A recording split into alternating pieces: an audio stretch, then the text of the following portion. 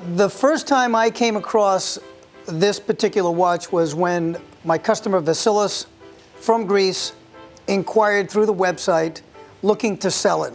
The watch was owned by my dad. It was an engagement gift from his father-in-law. It was bought in 1971. This particular watch is dubbed a Paul Newman, and only a handful of them show up in the marketplace globally every year. Rolex started making them in the mid-1960s, and they made them with this dial. It wasn't called a Paul Newman, of course, back then. It was just called an exotic dial.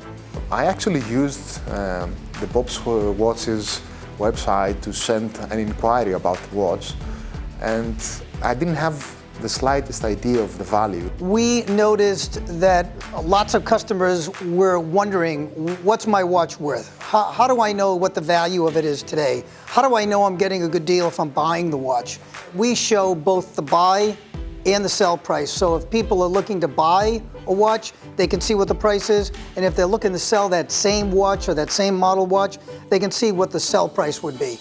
Paul actually told me that my watch was worth double that I thought it was worth of. So it was quite a surprise for me. What makes this special with this exotic dial, the Paul Newman dial, is that it's a 3-color dial and it makes it much more rare. Well, I think in this business, selling your watch to someone that you have never heard of, it's very, very important to find someone who is trustworthy. We know that customers are putting an enormous amount of trust in us at Bob's, whether they're buying a watch or selling a watch. I came here to sell a watch, but it was in my mind to buy a watch as well.